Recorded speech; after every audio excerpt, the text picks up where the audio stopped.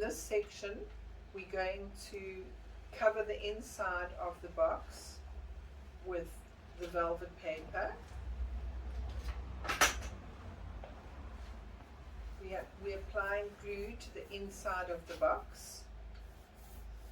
It's a thin layer. Using your roller, couldn't think of the word roller for a moment. So using your roller,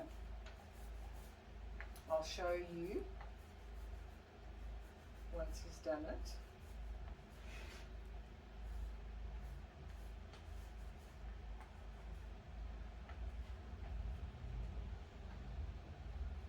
You want to make sure that you cover the whole area of the inside of your box. So that's what a thin layer looks like.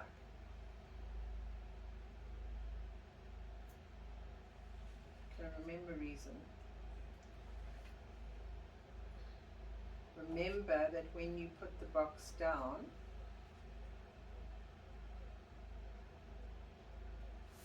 that when you turn it over, the velvet needs to be on the other side, like that. So that's the inside of the box.